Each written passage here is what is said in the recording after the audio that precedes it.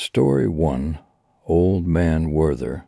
I lived next door to Old Man Werther for the first 7 years of my life, but I only ever saw him twice. No one in the neighborhood knew much about him or ever saw him leave his house, which stood dark and silent all year round.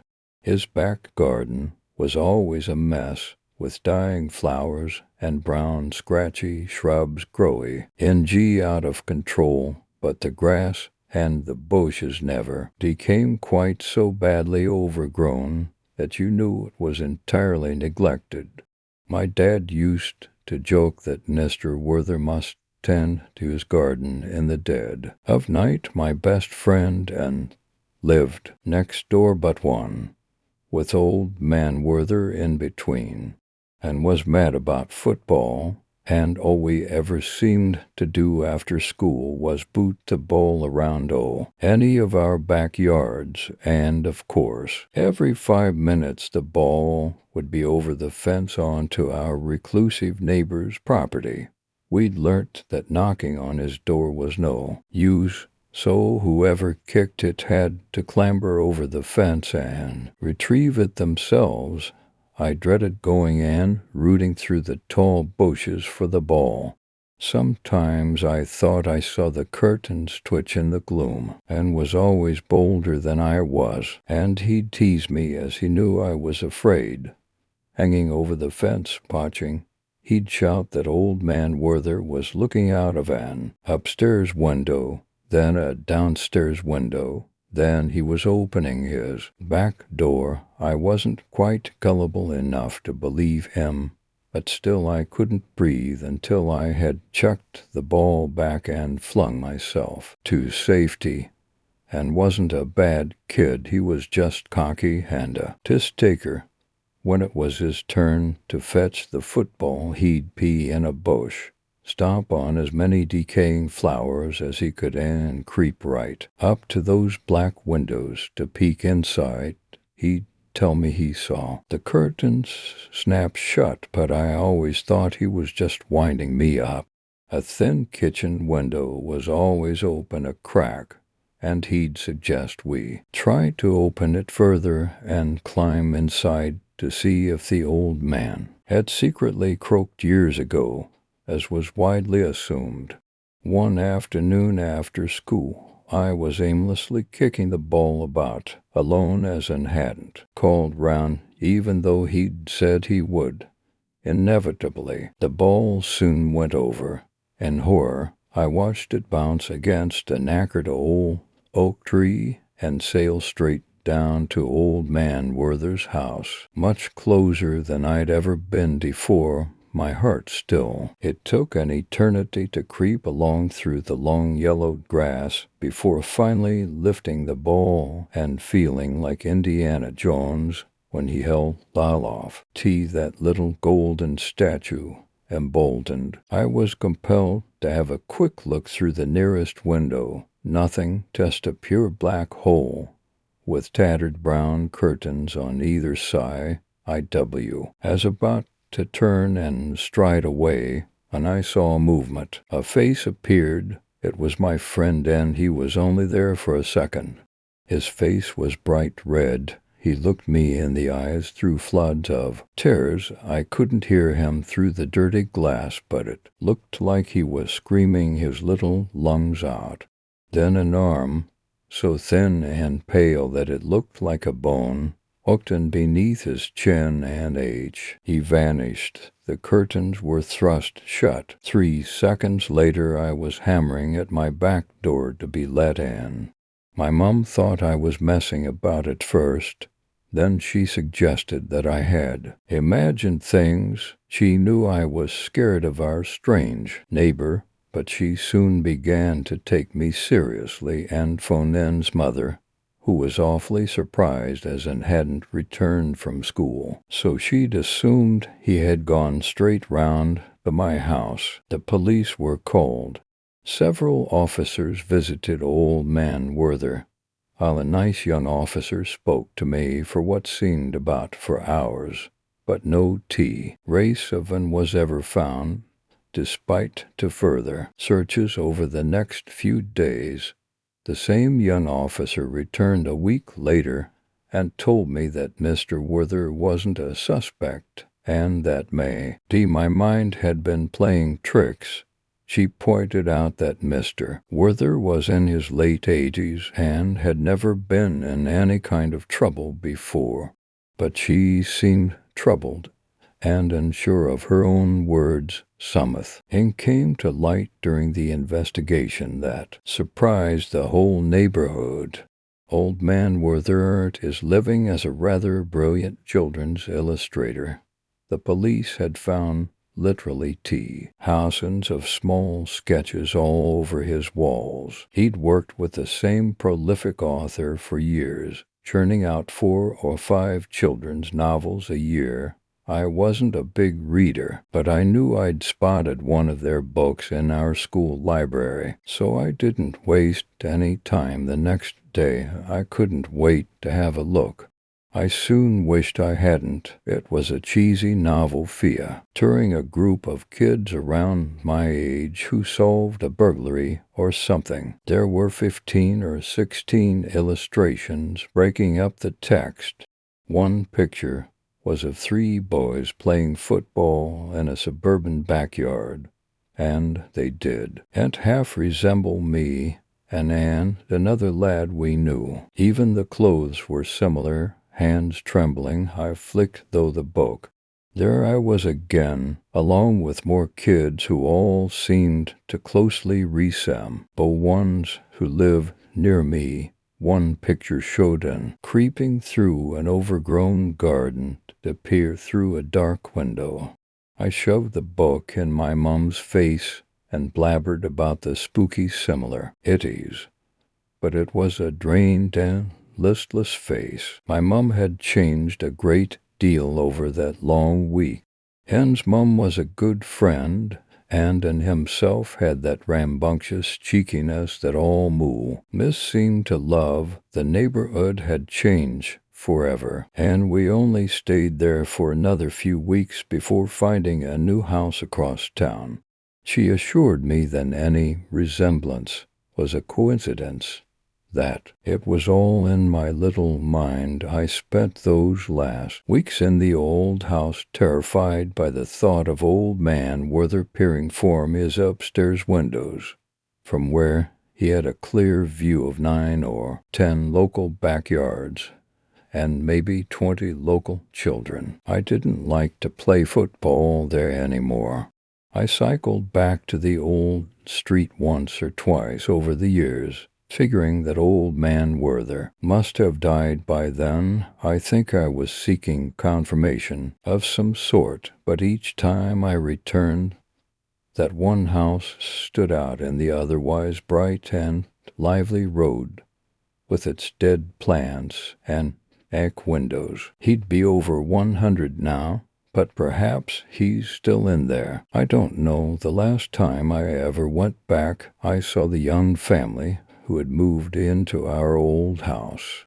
Their 5 kids aged about 3 to 10 were screaming with delight as they kicked a football around. The second time I saw old man Werther was a few days before we moved away.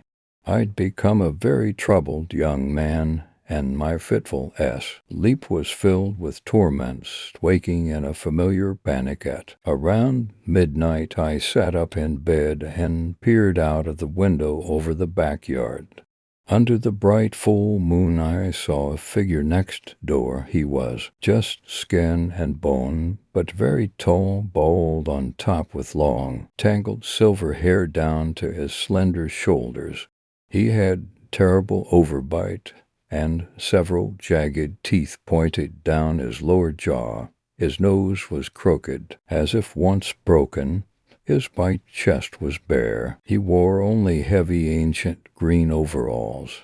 The nails on his fingers and toes were a good 2 inches long. I couldn't see his eyes behind gigantic goggles, like a World War II pilot might have worn, or a welder. Moonlight glinted in each lens, as big as a beer mat. In his hands was a rusted watering can, but what sprinkled onto the plants yet looked like water. It was thick and black, and it looked more like blood. Story 2. The holder of democracy. In any city, in any country where free elections are routinely held, go to a place of voting during that city's election day. Walk up to the voting stand and tell any election official, "I seek the holder of democracy." If the official laughs or looks bewildered, then you will be forcibly removed from the place of voting by any security personnel guarding the premises. The holder does not deem you worthy enough to attempt his test, and it would be best for you not to pee. Risk your luck. Should the official stand up and walk away, follow him or her. You will be led to a door in the wall, far removed from the main polling area. It will look mundane in every way, but looks can be very deceiving. The official will tell you to enter. Should you wish to withdraw from your quest, then this will be your last opportunity to leave. Make your intentions clear and get out. If you choose to continue the trial, open the door. You will find a very minuscule room. Make sure to duck, for the ceiling is low and it would not do for you to injure yourself this early in the test. Once you've entered, shut the door and make sure it clicks. Don't bother trying to open it. After this point, you won't like what you see. Now walk across the room where you will find a table, a chair, and two pipes. One of the pipes comes in from the ceiling and opens up above the table, while the second pipe opens up next to the chair and goes into the flow. Or take the time to mentally prepare yourself. The test will not begin until you choose to take your seat. As you sit down, you will feel a manacle clamp around both of your legs. The moment the manacle has clicked onto your leg, a single piece of paper will fall from the pipe. Pick it up, and you will see that the paper is actually a ballot. There will be written text, mainly in an unknown and undecipherable letter system, with superficial similarities to ancient Greek. However, to your excitement, you will see that your name is clearly written on the top of the ballot. Make sure to note whether the ballot was a vote for you or your opponent. Once you've done this, deposit it in the pipe leading into the floor so it can be removed from the room. More and more ballots will come out of the pipe at a quicker and quicker pace. You will need to count the ballots as quickly as possible, but it can be done with a mundane but strenuous level of effort. As you hold the second ballot, you will start to feel a strange sensation. At first, it will be a weak and easily dismissed idea. However, as the ballots start to rapidly fall from the pipe, this sensation will become stronger and stronger. Vivid images of disease, famine, and poverty will start shooting across your mind. You will then see yourself sitting on a grand throne with fields of wheat, people working, and children playing, bustling trade, hospitals, and every other measure of human prosperity in the background. You will think that you can become the person in the throne, the promoter of human well-being and the destroyer of misery and suffering. If you've been counting correctly, you will see that you are gradually slipping in this vote, and that why our opponent is getting a greater and greater percentage of the ballot. You will desire nothing more than to stop counting and declare yourself the winner. After all, you can solve the problems of the world. Who cares what the ballots say? You must resist these urges with every fiber of your being. It is this exact type of hubris that will one day Ring the 538 objects together, the ballots coming. Chi out of the pipe will eventually start to level off and finally stop. If you actually continue to count the ballots, then you will have narrowed the gap considerably, but will still have lost the elect. Tie-in by a small number of votes, a deep sense of sadness will permeate throughout your heart and soul. You will still believe that you can save the world. All you need to do is fudge the numbers a bit for the love of all that you hold holy. Fight this sensation soon. You will hear the door open and a man will enter. He will be wearing a suit and tie, with gelled back hair and a slightly unsettling smile plastered across his face. The man will demand that you tell him the results of the election.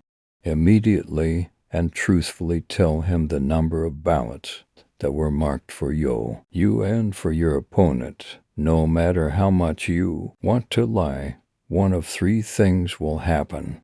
If you do not answer in time or made an error while counting, then the manacles around your flesh will slowly ensnare your body and compress you until you have been thoroughly crushed.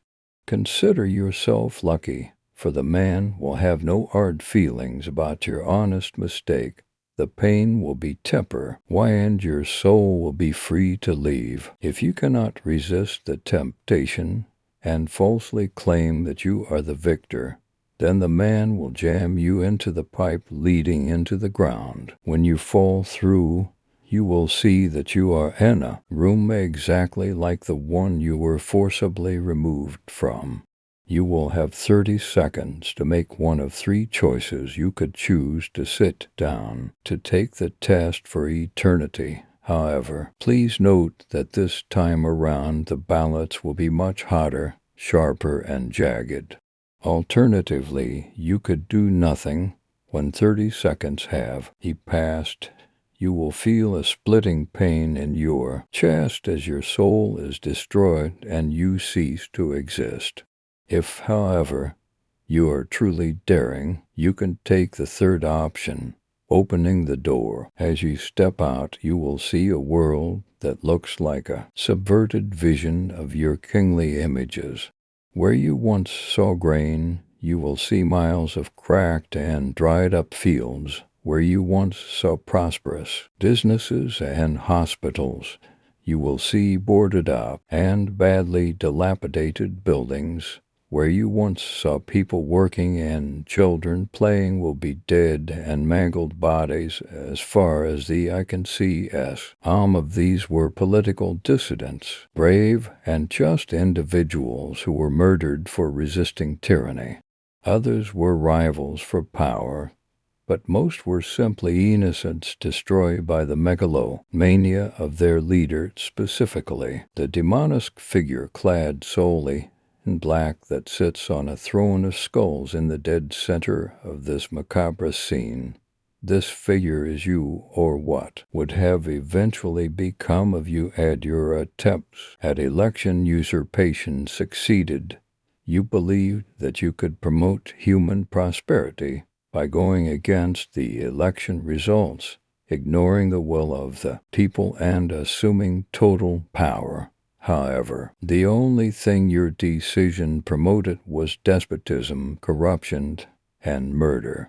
For your decisions, you will be forced to live for all of eternity in the hell of your own design. However, if you respected the will of the majority and gave the man in the room the correct number of votes, then the manacles will shatter at your feet. As you start to stand, a final translucent gold ballot will fall from the upper pipe. Quickly grab it and hold on to it tightly. The man will then approach you and extend his hand, firmly grasp it and pump it up, then down. The man will then start speaking. He will describe in vivid detail every democratic uprising, the destruction of every tyrant's regime, and the inherent pride of every election. It would be best for you to leave at this point. The man wants your vote, and these campaign speeches have been known to drag on for eternity. Make your way to the door, open it at W. It'll be safe to do so. Walk out and shut it until you hear a click. The gold ballot you took from the room is one of 538 objects. It is perhaps the most precious of the objects, but know that it is useless unless joined by its kin. Story 3. Trust me, I will not cry. That was my silent mantra as I sat, staring straight ahead, doing my best to show no reaction in response to the bitter hatred pouring from their mouths. This can't be right. I must be in the wrong place or wrong time or something. How can the people who are supposed to love me more than anyone else treat me like this? Do they feel any remorse, any regret as to what they say and do? Do they have any idea how much their actions and their thoughtless rambling hurts me? Clearly they don't. I blink rapidly, fighting back the little pinpricks of the powerful waterfall behind my eyes as he starts introducing more foul language into his rant about me, about my looks and my grades. God, I pray silently, turning my gaze slightly upward. What is the purpose of this? To better myself. You are aware that I strive for improvement daily. So why must I sit here in misery and listen to this? Despair and relief poured over me as he dismissed me to my room. I got up, trying not to look too eager, and exited the kitchen.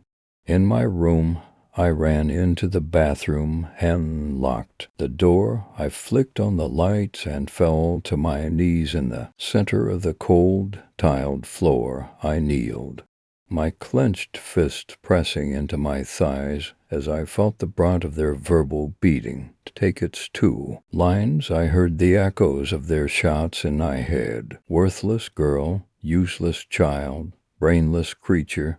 The list of insults and obscenities swirled like a whirlpool in my mind. Minutes passed, and the barrier that was my eyes could no longer hold back the rainstorm that my sadness had brought on. I looked down at my fists, small and now leaking thin streams of blood from where my nails had broken through the skin. The tears started falling, slowly at first, leaving sticky, wet trails down the sides of my cheeks. More and more tears escaped, covering my face in a thin sheet of moss. I no longer cared whether or not I held myself together. I no longer held on to the small string of hope that promised a change in my parents. I no longer believed in God. I felt my chest heave, and a thunderous, racking sob forced its way out of my body. I felt my hands fly to my face, my body doubling over in a painful sadness that I had never felt before, probably painting my face red with blood. Sobs shook my body, and I felt drops of tears and blood dripping down the sides of my hands, absorbing into my shirt sleeves. I couldn't see anything through my fingers, so I didn't notice when the lights flickered and went out in the bathroom. I didn't notice when the black fog filled the room to the brim.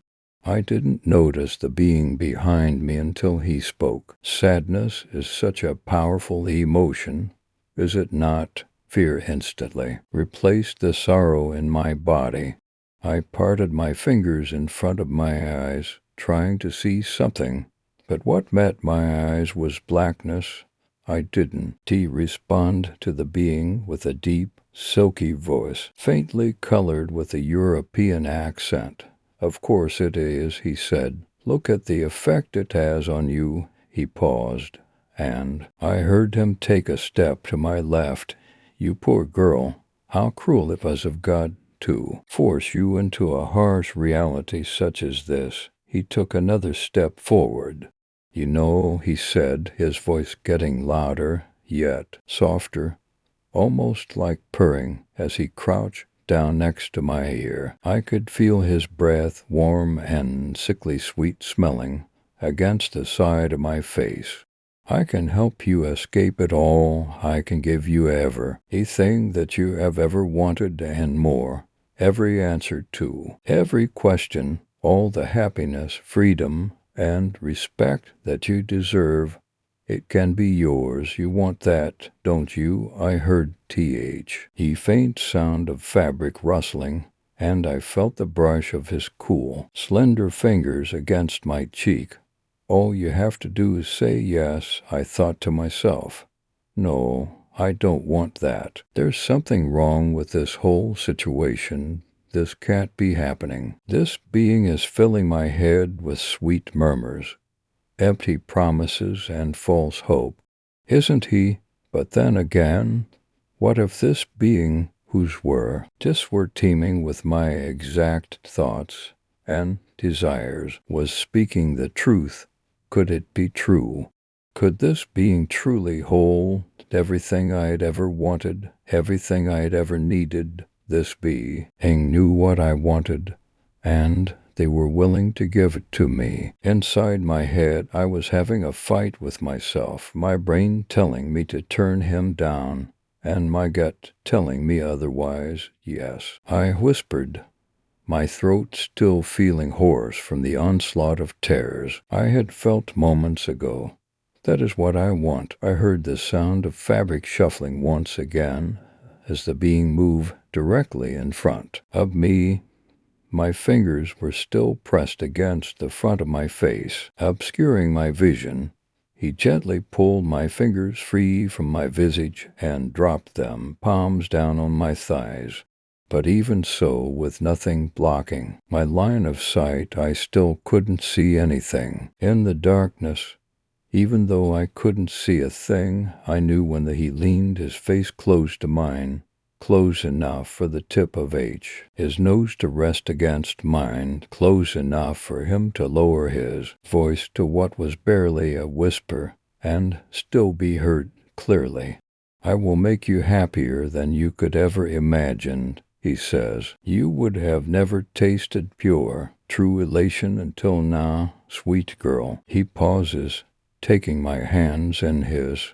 I inhale sharply at the contact, the bittersweet flavor of his breath filling my mouth. "But you see, to provide you with my services, I require something small from you, an eye for an eye, if you will." His voice, it was barely audible, but I still heard the deep, inky tone which it possessed, sending chills over my body. When I didn't respond, he continued speaking. "It's such a small thing. I desire to give you a lifetime full of joy. Surely you would do me this one small favor in return for my gift, won't you?" I could hear the smile, wide and unhidden, in his voice. It was because of that smile that I hesitated, and because of my hesitation, he released my hands and took my face in his palms, transmitting waves of fear and adrenaline through my veins. I heard myself say, "What do you need me to do?" I couldn't see it, but I knew he was smiling, wider than he was before. "I need you to trust me," he said. I felt him slide the fingers of his left hand to my right temple, brushing my hair behind my ear, and letting his fingertips fall again to linger against my temple. I felt warmth approach me as he leaned close to my left ear. I heard him laugh, a very breathy, gravelly laugh, and I heard him whisper, in an almost growl-like tone, "I need you to trust me with your soul." I instantly regretted everything that had transpired in the minutes past. A searing, unbearable pain was tearing through my head from where his fingers were touching my skin. I didn't cry out or scream. I wouldn't let myself give him the satisfaction of doing so. The edges of the room were starting to blur to a color that was darker than black. I felt myself go limp, losing all control of myself. Just before my life force, my human soul, exited my body and was consumed by him, I caught a glimpse of two poisonous maroon eyes, set in a pale, inhumanly handsome face framed with long, black hair, hovering in the darkness in front of me. I felt my head droop forward, my forehead falling against his chest. As darkness consumed darkness, his arms tightened around my petite frame in a deathly embrace, and the sound of his triumphant laughter echoed through the shadows of the room. Story 4. The Nail. Time for sleep. The nail is near, but good children needn't fear. Close the left eye and the right. Now it's time to say good night. Until I was 9, I didn't really think about it. Or if I thought about it at all, I thought it was just a normal lullaby that mothers all over the country sang to their kids. It wasn't till much later that I actually asked around about it and found out that nobody else had heard of it. Every night, as I lay down to sleep, my mother would sing me that same lullaby. And every night I would follow along with the words. I would close my left eye when the song said to, and I would close my right eye afterward, and then with both my eyes closed I would try to fall asleep. It wasn't till I was 9 that I decided to close my eyes the other way around. I don't think I really expected anything to happen. I think it was just a streak of rebellion, or what passed for rebellion for a 9-year-old. I didn't do it while my mother was singing the lullaby. I didn't want her asking what I was doing, so I went ahead and closed my left eye and my right, just like the song said. But after my mother left the room, I opened my eyes again. And this time I closed my right eye, and I immediately opened it again. I had seen something, someone, in the dim light through my bedroom window. I'd caught a glimpse of something the size and roughly the shape of a man standing in the far corner of my room, and I thought, just before I opened my right eye again, it had turned toward me. I still remember the thoughts that had through my head. I wasn't sure I'd really seen anything. Maybe it was my imagination, but what if it wasn't? What if there was something there that I could only see with my right eye closed, but I'd never seen it before? It had never bothered me. Maybe it was harmless, but what if it wasn't? Dreading what I might see, but dreading more what I might not be seeing, I closed my right eye again. It wasn't in the far corner anymore. It was looming right over my bed, and in what little light there was, it looked like it was holding a knife over my chest. As the knife came down, I squirmed out of my bed and onto the floor. I heard the soft susurrus of the blade cutting through the sheets. I kept my right eye closed and kept my left eye on the figure. It had moved when I wasn't looking at it, even if it hadn't bothered me before. Apparently, now that I'd seen it once, it was coming after me whether I could see it or not. It stood again and slowly turned head in my direction as I made my way to the door. As it lurched toward me, I turned on the light, and I got a better look at him. I say him because that's how I thought of it at the time, but looking back I'm not at all sure the thing was actually male. Not that I'm sure it was female either. Its face and its build were both androgynous. It could have been either, or maybe neither. I guess it's just for a young boy. Male is the default gender. Everything living is he until proven otherwise. I wonder if girls think the same way. If I were a girl, would I have thought of it as she Anyway, whether it was male, female, both or neither, the figure looked more or less human, but there was just enough wrong with it to mark it out as something else. I can't say everything that was off about it. Some of it I couldn't really put my finger on. The proportions were just a bit different from they should have been, and there were some other subtle incongruities I couldn't pinpoint, and of course, under the circumstances, I was more focused on getting away from the thing than on studying its appearance.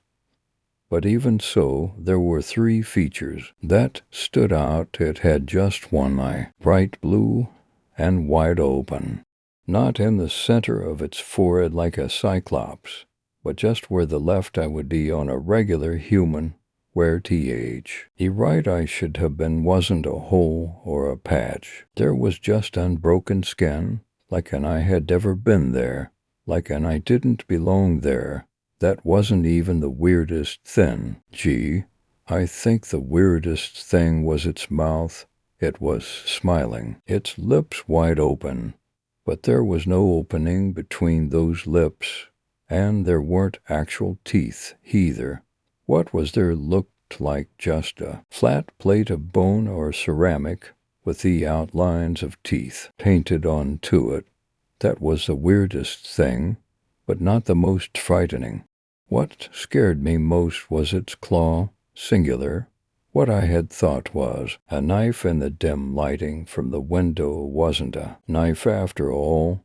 Most of its fingers were more or less normal, maybe a little bony, the fingernails maybe a little longer than they should have been, but nothing inhuman. The index finger on its right hand, though, was grotesquely oversized, and half its length was a gigantic, huge talon. For a second I was too terrified to move. I just stood there petrified as the thing stalked silently toward me, holding its talon out ready to plunge it into me. I still had my right eye closed, as scared as I was of the sight of this thing. Gee, I was more scared of its being there when I couldn't see it. Finally, as it lunged at me, its claw descending toward my chest, I dodged to the side and ran for the door. I didn't look back. I just wanted to get away. I ran down the hall to my parents' room, opened the door without knocking, and threw myself onto their bed. I saw him, I sobbed, I saw the nail. My mother had been asleep, I think, but she'd woken when I wrapped my arms around her. The nail, she said sleepily. The nail from the song. I closed my right eye first, and I saw the nail. I'd opened both my eyes in my flight, but now I closed my right eye again and looked at the door. There was nothing there.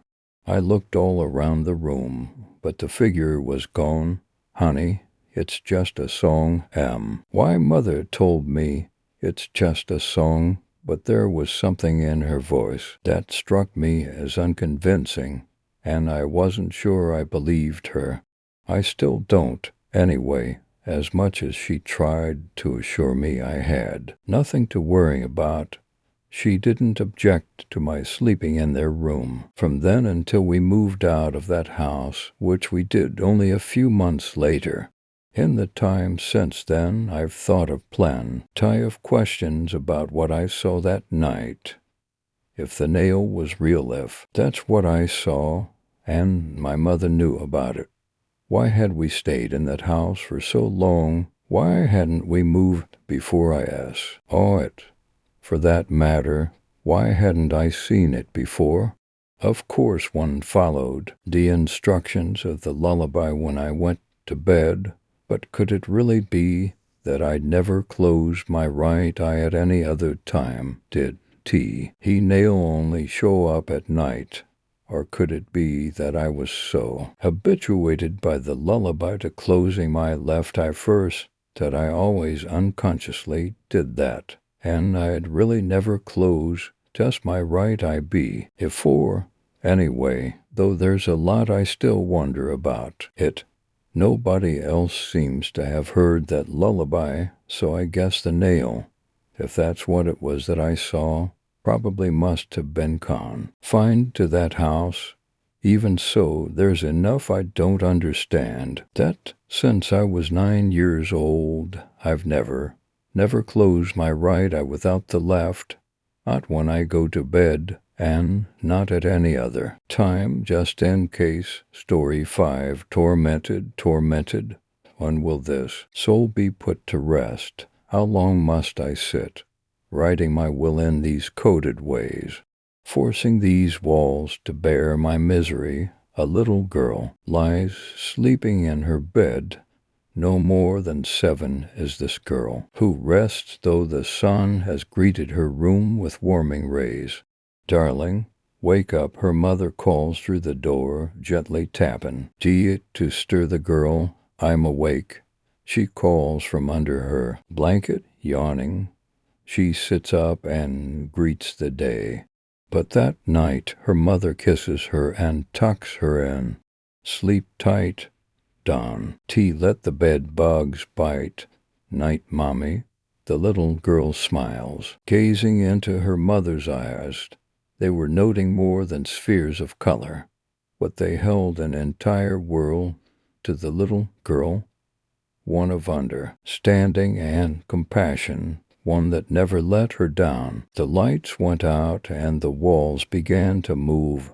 They were back once again, like she done so many times before, the little girl tree. To do what her mother told her. Simply hide under your blanket. That'll make any monster go away. Her head under the covers. She sat in silence, attempting to hold her breath. She became almost paralyzed in fear. She could hear it, them moving around searching for her. Soon enough they'd sniff her out, so she resorted to the one thing she knew worked. Racing out of bed, he dived for a little box under her desk, though she's not sure when exactly this idea came, or why she decided to try it. It had yet to fail. She pulled out a red crayon from the box. Its writing would be textured but constant, strong like iron. As quickly as she'd done that, she found a spot on her wall to begin her writing. Where did these words come from, though, she thought, as she wrote, "Rapture is needed now. Save me from earthly binds. Study my every move. Judge my truest heart. Be it heaven or hell, just take me from here." The walls were still as she wrote, but it wouldn't hold forever. Her words meant little to the damned stalking her. Back to the box she replaced the crayon with a paintbrush. Coating it in red paint, she whispered, "Its writing will be smooth but random, unpredictable strokes, leaving lines to run, flowing like water, double quotes." And just like that, her hand was once again to the wall.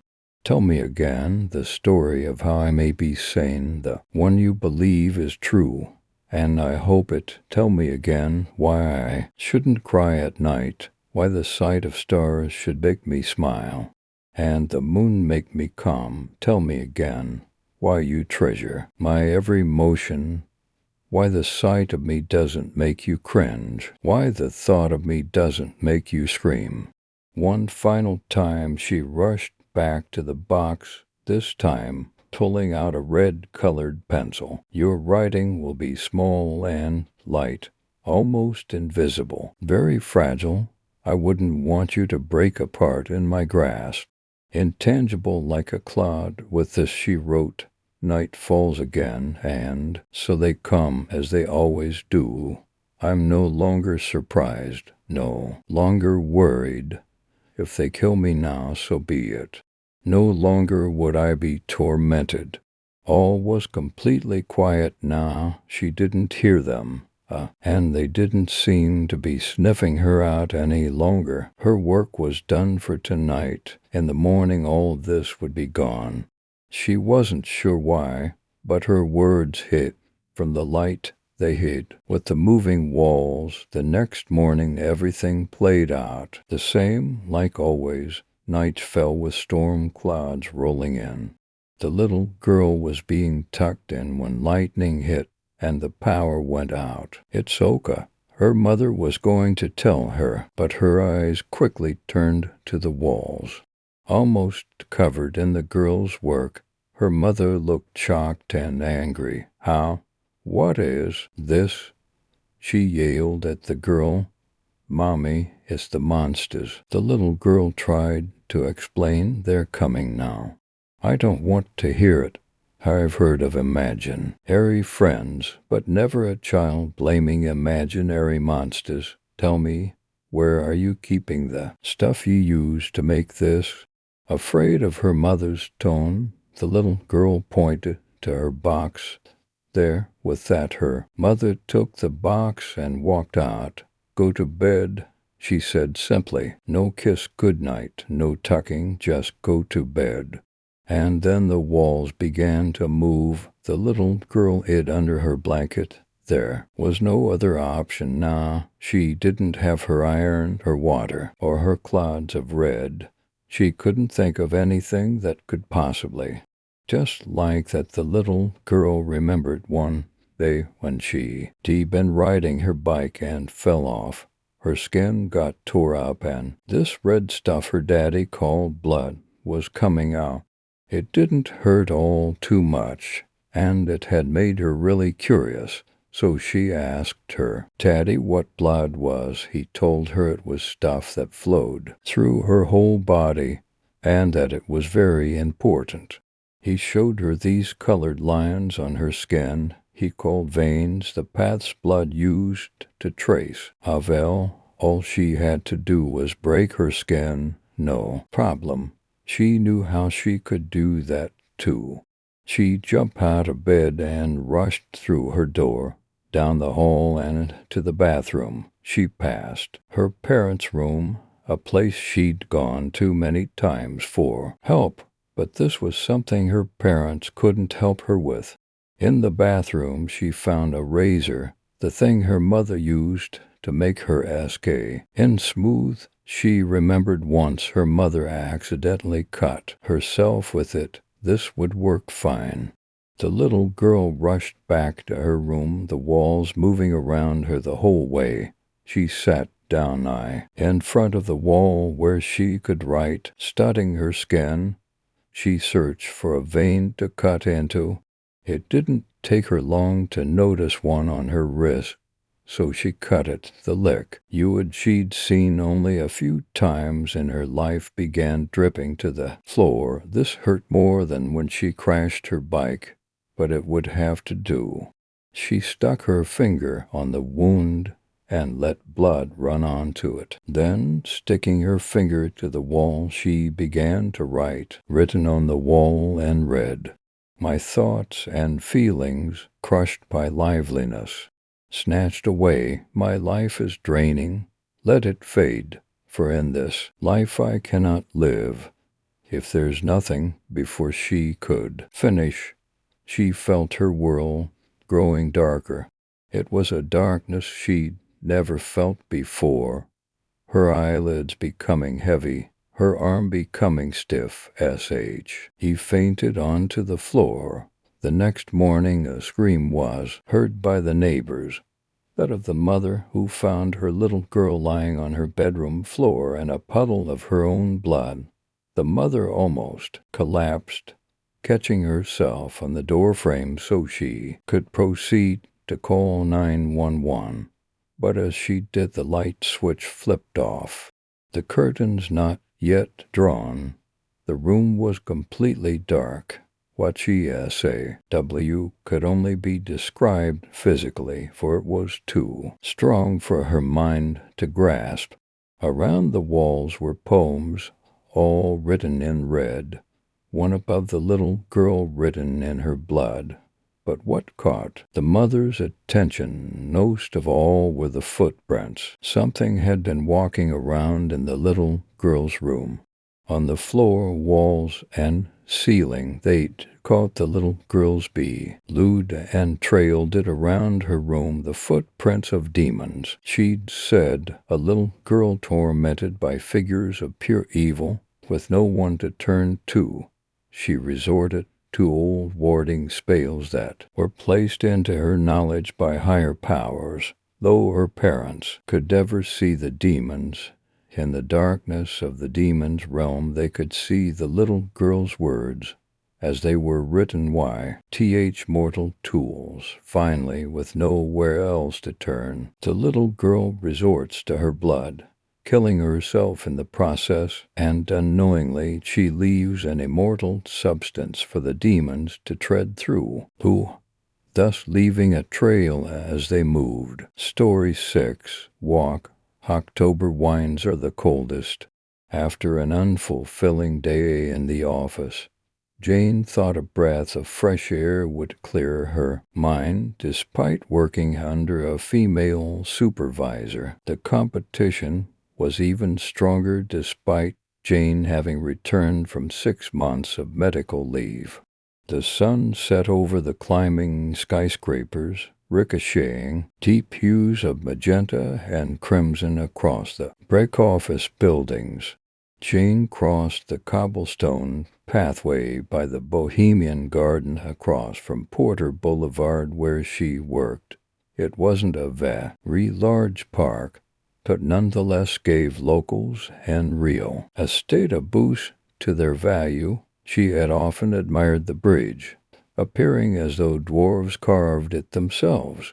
A lion face adorned the cornerstone of the bridge, surrounded by stony floral faces, blank faces conveying neither fear nor joy, only an expression of silent resignation that they would be trapped on the bridge forever. She stopped to retie the laces on her Oxford shoes, bracing herself on the edge of the bridge.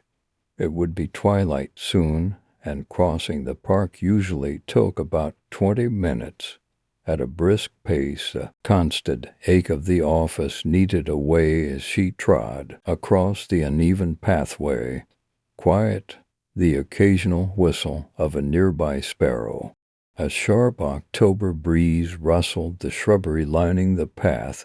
She ventured deep past the point where the trees opened to the business district and into the hollow tunnel of maple trees.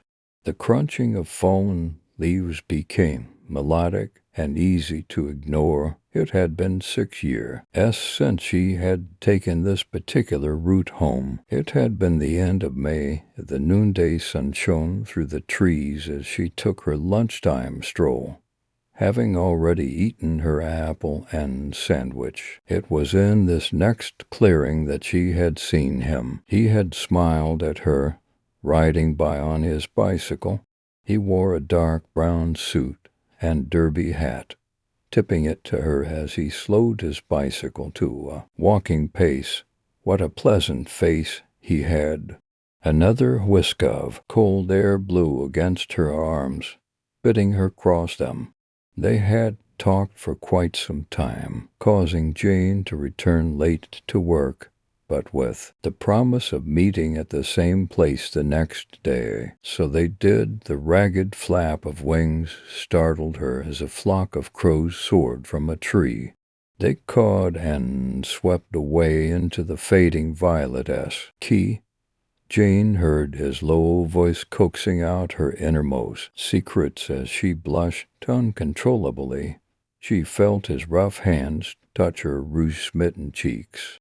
It was that week that her supervisor called her into his office to lecture her for tardiness. Jane promised that it wouldn't happen again, and it was. She shook as the October wind swished against her polka-dotted skirt, raising goose bumps all down her body. He held her hand as they laughed together, him on his bicycle with her walking beside him. They had danced to him singing an old jazz tune, partially blocking another cyclist. On the pathway, she had danced out of the way. With him, it had been their 6th meeting together. Jane wanted more. He wanted more. Her supervisor called her into his office, demanding to K.N. What the cause for her distraction had been. Jane had flushed crimsoned, folding her arms behind her back. She had met someone whom she really liked. She recalled her supervisor's led expression, followed by a sudden burning purple in his face. Like a beet ready to burst, he told her to get out of his office. Confused by this sudden rage, she bolted to her desk in a stir of tears. Jane hurried along the path, drawing her eyebrows together. It had been 6 years. The man kissed her red lips, dipping her backwards in his rippling arms. Her supervisor had threatened to fire her the next day for being late again. Jane babbled between tears that it would be the last time, and it was. They had been taking their usual stroll along the path. Jane being very wary of time, he had seized her arm, insisting on showing her something. The man had bent down on one knee, revealing a velvet ring box. Jane's cry of joy and shock echoed merrily in his expectant ears. Jane stopped dead in the pathway. The red still stained the white roses amidst the shrubbery. A flurry of blood shot out of the man's chest as the knife powered back and forth, painting a scarlet stain on his freshly pressed jacket. A shower of blood spattered onto Jane's white dress. She screamed, her hands having not made the transition from excitement to utmost horror. The man fell to the ground, gurgling. Eyes wide open, the stain stared her in the eye, like his eyes had. Bloody hands gripping her wrists, screaming, being dragged along the pathway, a sweaty hand over her mouth, a heavy hand pinning hers to the dirty ground, away from the path.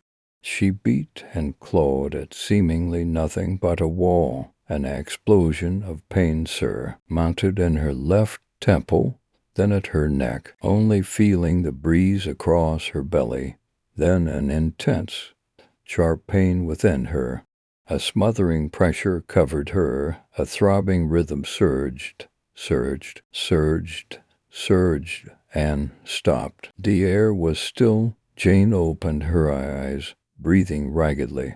The rusty taste of her lover's blood intermingled with her attacker's sweat, salty, bitter, too afraid to cry, afraid to breathe. A sudden crack of a voice asking if she was all right being lifted up. Feeling herself running, only it was not her legs that ran. Bright light, masks hovering above her. Jane fell to her knees on the rusty stain, clutching herself in a desperate embrace, leaning forward as though pieces of him still remained, a silent sob, a mourning scream. She opened her eyes to white room, white masks and coats, white paper flapping about on clipboards, black ballpoint pens clicking away. She opened her eyes, hoping to see him on the pathway, brown derby hat in hand, brown eyes beckoning, brown jacket wrap around her thin shoulders.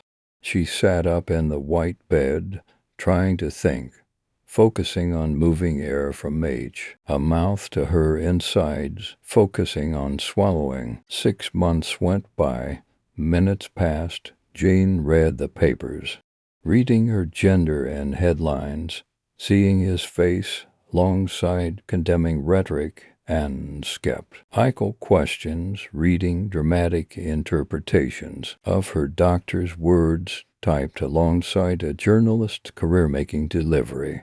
She squinted as cameras flashed, feeling the orderly roll the wheelchair, staring at her home nurse as she tried sipping soup, a written apology from work, a personal visit from the owner, sitting numb through an attorney's advisements, sitting silently through the INT irrigations, a building scream as she recognized her attacker as her boss, radio flickering with breaking news.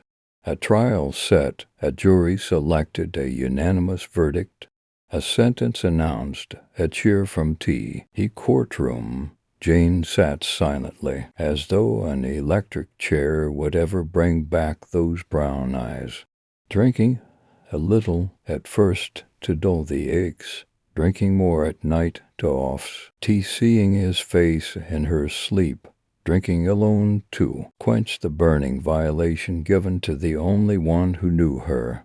Seeing her lover along the pathway, feeling herself falling into an ocean of blood, choking herself awake, finally leaving the house, finally talking back and forth with the middle-aged Jewish therapist who helped her sort through her nightmares, breaking the barrier between reality and those fears that claw from the shadows, with chated teeth, walking into the grocery store for the first time without being recognized, returning to work for the first time since it all happened, seeing the vortex of blood disappear on the cobblestone, and breathing again, breathing without it hurting, breathing.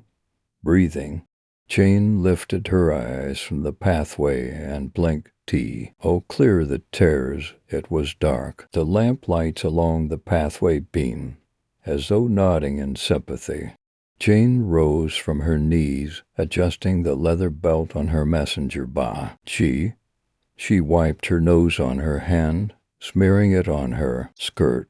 She kept breathing into the star-cast sky and let the crunch of autumn follow her home.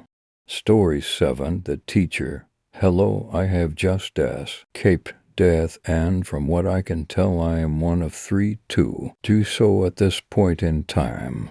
I have had to relive 1 year of my life in order to do so. Thanks to the teacher. You see, I was dying. I had a tumor in my brain and had been living in a hospital for the last 3 weeks. Doctors had discovered that it had gotten too large to surgically remove without killing me or having severe brain damage. So I accepted dying without operation. As I was lying there, I thought about how I was going to die, so I tried to make the best of the situation. I asked for a phone and D to call my brother and parents over. I was going to make a will, even though I didn't have much. The nurse said that she got a busy signal for both my parents' number and my brother. Not thinking, who else I could call, I just lied there, thinking of my fate. Would I go to hell or heaven? Would I be reincarnated? Would I just die? I couldn't think of much else, and I just was quiet and went to sleep. I woke up to find out that today was the estimated day I would die, so they asked if they should call my family again. I said yes, and so they did. When the nurse left, I suddenly got a flaming pain in my head, and I started to yell out in pain. As I was about to black out, everything stopped, even time, and then she showed up. A woman that I had never met prior to this day was standing in front of me. I hadn't seen her come in, nor did I hear her.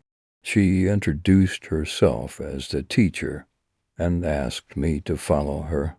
I didn't notice I wasn't in the hospital before she asked. I also noticed I no longer had the pain in my head I had before. I immediately asked why, and she just stayed silent. She was pretty. She looked young, maybe in her 30s, but she made me feel strange, like she was going to try to seduce me and kill me, like in one of the secret agent movies. As we approached our destination, she slowly began to hunch over, and become more like a corpse or even some form of gargoyle. She turned to me and told me she was going to save my life. So long as I make my current one better, I agreed, not knowing that I was making a deal that I would regret. I suddenly woke up in my house exactly 1 year ago from today. I of course thought that I had some sort of nightmare, that I had never had tumors, that I had never died. Then I saw her standing next to me. She looked grotesque now, but still had some of the features of the lady she used to be. She looked slick. Her face was smashed in.